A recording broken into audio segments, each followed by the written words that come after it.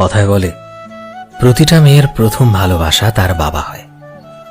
সেই মানুষটা যে সবসময় তাকে ভালোবাসি ভালোবাসি বলে না, কিন্তু তার প্রতিটা চেষ্টায়, প্রতিটা ত্যাগে, প্রতিটা খুশির পেছনে তার রাজকন্যা থাকে। যে মানুষটা নিজে হাজারো কষ্টের মাঝে থাকলেও তবুও সে সমস্ত চিন্তা ছেড়ে শুধুমাত্র তোমার পাশে খুশি মনে বসে থাকে, সেই তো বাবা হয়। আসলে বাবাদের কাছে তার মেয়ে হোক কিংবা ছেলে, দুজনেই সমান থাকে।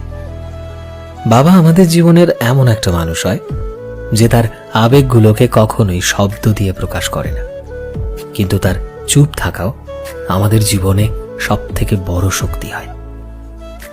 যখন একটা মেয়ের বিয়ে হয়ে যায়, তার বাবা সব থেকে বেশি কষ্ট পায়, লুকিয়ে কান্না করে, কিন্তু সে কখনোই তা দেখায় না। সে চুপচাপ তোমার সব দায়িত্ব পালন করে, নিজের দরজার সামনে দাঁড়িয়ে তোমার ছোটবেলার মুহূর্তগুলোকে ভাবতে থাকে, আর তোমার ভবিষ্যতের খুশির কথা ভেবে নিজের ভেতরেই খুশি হতে থাকে।